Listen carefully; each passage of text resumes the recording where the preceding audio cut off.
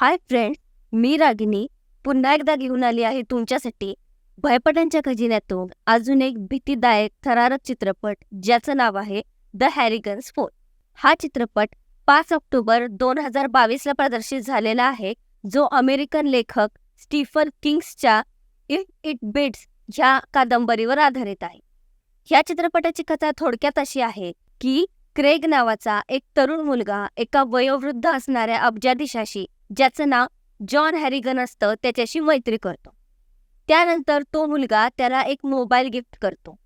पण जेव्हा जॉन मरतो तेव्हा क्रेगच्या असं लक्षात येतं की त्याचा तो मित्र त्याला स्वतःच्या कबरमधून संवाद साधत आहे. तर ही थरारक कथा कशी घडतेय हे बघण्यासाठी जास्त वेळ न घालवता चला सुरुवात करूया.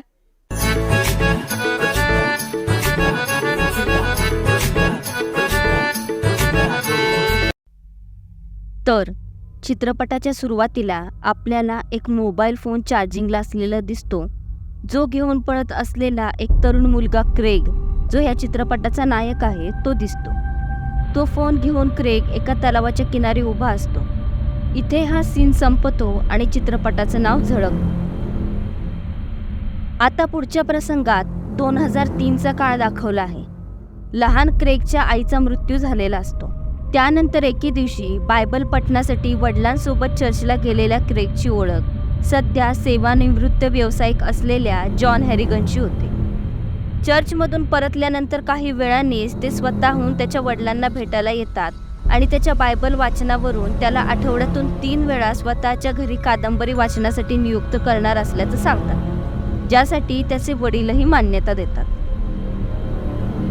आता दुसऱ्या दिवशीपासून क्रेग $5 महिना ह्या पगारावर मिस्टर हॅरिगनसाठी कादंबरी वाचायला त्यांच्या घरी जाऊ लागतो. एके दिवशी क्रेग त्यांच्याविषयी माहिती काढतो, ज्यामध्ये त्याला हे समजतं की मिस्टर हॅरिगन यांचे कोणीही नातलग शिल्लक नाहीत, त्यामुळे ते एकटेच बऱ्याच काळापासून ह्या घरात राहत आहेत. आता क्रेग तिथे इतरही कामे करत असतो. असाच हळूहळू काळ सरकायला लागतो आणि 5 वर्षे उलटतात. आता किशोरवयीन झालेल्या क्रेग आणि अजून वृद्ध झालेल्या हॅरिगनची घट्ट मैत्री झालेली असते. यावेळी क्रेग हायस्कूलला गेलेला असतो, पण काही मोजक्याच मुलांची त्याची मैत्री होते, कारण शाळेत येणारी बहुतेक मुलं आता मोबाईल फोन वापरू लागलेली असतात आणि त्यांचा एक वेगळाच गट तयार झालेला असतो. त्यातच केनी यंकोविच नावाचा एक मुलगा त्याला धमकावत त्याचं रॅगिंग करू लागतो. तेव्हा एक शिक्षिका मिस हार्ट त्याच्या मदतीला येते. आता काही दिवसांनी नाताळचा सण येतो. क्रेगला हॅरिगनकडून नेहमीप्रमाणे एक लॉटरीचं तिकीट भेट म्हणून मिळालेलं असतं, पण ह्यावेळी मात्र पहिल्यांदाच $3000 ही रक्कम तो जिंकतो. त्याचबरोबर क्रिसमसची भेट म्हणून त्याचे वडीलही त्याला एक मोबाईल फोन गिफ्ट करतात. आता तो जिंकलेल्या पैशांमधून स्वतःसारखाच एक मोबाईल फोन मिस्टर हॅरिगनसाठी खरेदी करून त्यांना तेच नाताळचं गिफ्ट द्यायचं ठरवतो. आता शाळेत क्रेगही मोबाईलवाल्या मित्रांच्या गटात जाऊन बसू लागतो आणि त्याला पाहून एक एक करत त्याचे बाकीचे मित्रही मोबाईल फोन घेतात. काही दिवसांनी हॅरिगनसाठी घेतलेला फोन घेऊनच क्रेग त्यांच्या घरी जातो. पण हॅरिगनला मात्र ही भेट आवडत नाही, कारण त्यांचा नवीन तंत्रज्ञानाला विरोध असतो.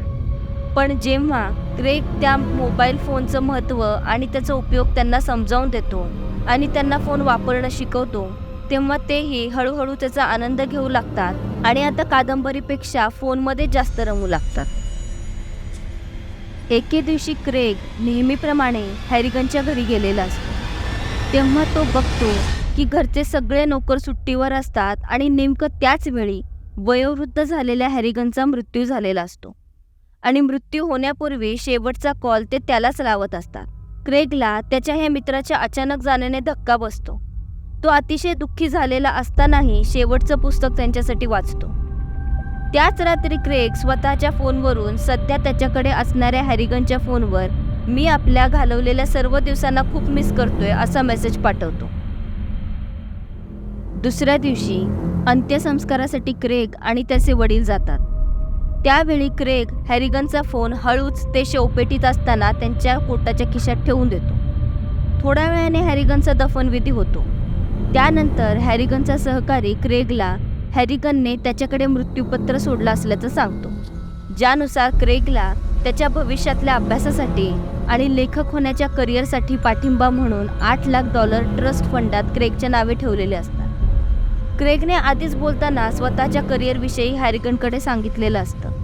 त्यानंतर त्यांनी ही तरतूद करून ठेवलेली असते जेणेकरून क्रेगला योग्य वेळी हे पैसे नक्की प्राप्त व्हावेत. घरी पोहोचल्यानंतर क्रेग हॅरिगनच्या सहकार्याने त्याला दिलेले पत्र, जे की मृत्यूपूर्वी हॅरिगनने त्याच्यासाठी लिहून ठेवलेलं होतं, ते वाचतो. ज्यातून त्याला हॅरिगनच्या त्याच्यासाठी असलेल्या भावना कळतात आणि तो खूप दुःखी होतो. त्याच रात्री तो पैशांसाठी धन्यवाद करण्यासाठी हॅरिगनच्या फोनवर फोन करतो. नुसती रिंग जाते आणि मग क्रेगने हॅरिगनकडून कॉलसाठी रेकॉर्ड केलेला मेसेज ऐकायला येतो. त्यावर क्रेग त्यांना धन्यवाद देत मला तुमची खूप आठवण येते असं म्हणत फोन ठेवतो. दुसऱ्या दिवशी सकाळी स्वतःचा फोन पाहिल्यावर त्याला कळतं की हॅरिगनने त्याला विचित्र मजकूर टाईप करून एक मेसेज पाठवला आहे. तो लगेचच ही गोष्ट त्याच्या वडिलांना दाखवतो, पण त्यावर ते त्याला हॅरिगनचा खरंच मृत्यू झाला असून शवविच्छेदनामध्ये हृदयविकार हे कारण समोर आलं आहे, त्यामुळे आयफोनमध्ये बग असल्यामुळे असा मेसेज आला असल्याचं सांगतात. त्याच दिवशी क्रेग हॅरिगनच्या घरी जातो, जे आता विकायला काढलेलं असतं. तेव्हा त्याला हॅरिगनची स्वयंपाकी भेटते, जी त्याला हॅरिगनने सगळ्या नोकरांसाठी सुद्धा पैसे मागे टाकलेले आहेत, इतके ते दयाळू होते असं सांगते. आणि त्याला झालेलं दुःख बघून ती त्याला हॅरिगनची आठवण म्हणून त्यांची एखादी गोष्ट ह्या घरातून घेऊन जायला सांगते. पण तो काहीही घेऊन जात नाही, कारण त्याच्याकडे हॅरिगनची मैत्री हेच मोठं धन असतं. आता हळूहळू क्रेगसाठी त्याचं आयुष्य पुन्हा सुरळीत होऊ लागलेलं असतं.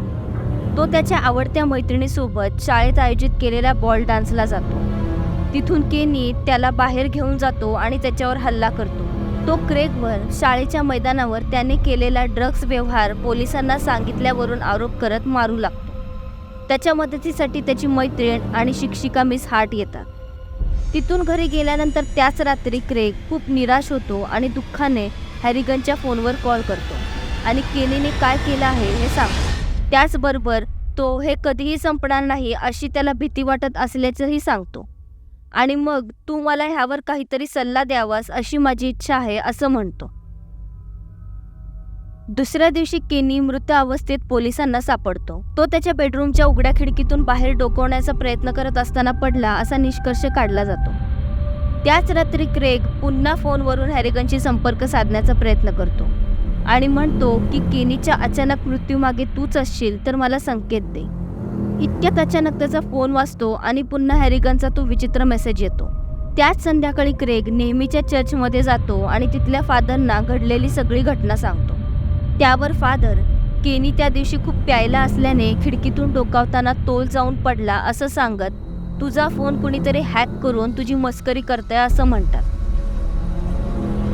आता पुढच्या प्रसंगामध्ये जे घडलंय त्यामुळे घाबरलेला क्रेग एका ॲपल स्टोअरमध्ये जातो आणि त्याचा फोन नवीन मॉडेलमध्ये अपग्रेड करून घेतो आणि त्याचबरोबर त्याचा जुना फोन घरी आणून कपाटात एका कप्प्यात सुरक्षित ठेवून देतो आणि मग निर्भय आयुष्य जगू लागतो. आता काही दिवसातच क्रेग हायस्कूलमधून पदवीधर होतो आणि पुढच्या पत्रकारितेच्या अभ्यासासाठी बोस्टनमधल्या कॉलेजला निघून जातो. तो तिथे असताना एके दिवशी त्याच्या वडिलांचा त्याला कॉल येतो, जे त्याला सांगतात त्याच्या शिक्षिका मिस हार्टचा एका मद्यधुंद ड्रायव्हरच्या कारमुळे अपघात होऊन मृत्यू झाला आहे आणि तिच्या वागदत्त वराला म्हणजे होणाऱ्या नवऱ्याला रुग्णालयात दाखल केलं गेलं आहे. पण तरीही ह्या ड्रायव्हर डीन विटमोरला अपघातासाठी तुरुंगात न पाठवता पुनर्वसनासाठी पाठवलं गेलेलं असतं. इतर वेळी मद्यधुंद अवस्थेत वाहन चालवताना पकडला गेला असतानाही त्याला शिक्षा न होता फक्त त्याचा परवाना निलंबित करण्यात आलेला असतो. म्हणजेच प्रत्येक वेळी कुणाच्या तरी वशिल्याने त्याची शिक्षा रद्द केली जात असते. आपल्या आवडत्या शिक्षिकेला श्रद्धांजली देण्यासाठी शहरात परतलेला क्रेग या निकालामुळे खूप रागवतो. तो त्याच्या घरी खोलीत परत येतो आणि हॅरिगनला कॉल करण्यासाठी त्याचा तो सुरक्षित ठेवलेला जुना फोन वापरतो आणि व्हिटमोरच्या मृत्यूची इच्छा व्यक्त करतो. काही दिवसांनीच क्रेगला व्हिटमोरच्या मृत्यूची बातमी मिळते आणि कळतं की व्हिटमोर त्याच्या शॉवरमध्ये मृतावस्थेत सापडला होता. तो रिहॅब सेंटरमध्ये जातो आणि तिथल्या एका कामगाराला व्हिटमोरच्या आत्महत्येचा तपशील देण्यासाठी लाच देतो. तो कामगार त्याला सांगतो की व्हिटमोरने मरताना शॅम्पू आणि तुटलेल्या साबणाच्या बारचा तुकडा गिळला होता. हाच साबण मिस हार्टने वापरलेला ब्रँड आहे आणि त्याने लिहिलेली सुसाईड नोट ही टॅमी वायनेटच्या स्टँड बाय यू मॅन गाण्याचे बोल आहेत, जी हॅरिगनची मोबाईल रिंगटोन होती हे जाणून क्रेग अस्वस्थ होतो. आता क्रेग मनातून संपूर्णपणे तुटतो आणि हॅरिगनच्या घरी परततो. तिथे असताना तो हॅरिगनच्या त्या गुप्त खोलीत जातो, ज्यामध्ये तो नवीन असतानाच हॅरिगनने त्याला प्रवेश करण्यासाठी सुद्धा नकार दिला होता. पण आता हॅरिगन गेल्यानंतर तो ती खोली उघडतो तर बघतो की ते खरोखरच त्याच्या मृत आईचं मंदिर असतं. हॅरिगनची आई ही क्रेगसारखीच ते लहान असताना वारलेली असते, त्यामुळे त्यांना क्रेगचं दुःख समजत असतं. तिथून क्रेग हॅरिगनच्या स्मशानभूमीला भेट द्यायला जातो आणि त्यांनी केलेल्या मेसेजबद्दल माफी मागतो. हॅरिगनकडून त्याला आलेले विचित्र मेसेज म्हणजे त्यांच्या आत्म्याला शांती मिळावी, मार्ग मिळावा असा सिद्धांत तो मांडतो आणि हॅरिगनला पुढे जाण्याची विनंती करतो. हॅरिगनच्या थडग्यातून बाहेर पडताना क्रेग स्वतःच्या आईच्या थडग्याजवळ जातो आणि रडत रडत तिची क्षमा मागतो. त्यानंतर पुढच्या प्रसंगात आपल्याला चित्रपटाच्या सुरुवातीचा सीन दिसतो, ज्यामध्ये क्रेग फोन घेऊन पळताना दिसतो. तलावाच्या काठावर अगदी जवळ उभा राहून क्रेग क्षणभर विचार करतो आणि तो जुना फोन जोरात भिरकावत पाण्यात टाकून देतो. तो त्याचा नवीन फोनही पाण्यात टाकण्याचा विचार करतो, पण सध्याचं जग हे तंत्रज्ञानाशिवाय चालत नाही ही गोष्ट लक्षात येताच तो थांबतो आणि जाण्यापूर्वी तो मेल्यानंतर जेव्हा त्याचा दफनविधी होईल तेव्हा त्याचे खिसे मात्र रिकामे असावेत अशी इच्छा तो व्यक्त करतो आणि मग तो जात असताना इथे हा चित्रपट संपतो. एकंदरीत मला हा चित्रपट ठीकठाक वाटला. म्हणजे या चित्रपटाची कथा तितकीशी नाही आवडली, पण हा चित्रपट वाईटही नव्हता किंवा बोर होणाराही नव्हता. विशेषतः मला या चित्रपटाचं संगीत जास्त आवडलं, जे या चित्रपटाच्या सस्पेन्सला अजून जास्त मदत करत होतं. सगळीकडून फिरून हा चित्रपट पुन्हा वास्तववादी होतो, ही या चित्रपटाची कन्सेप्ट मला जास्त पटली.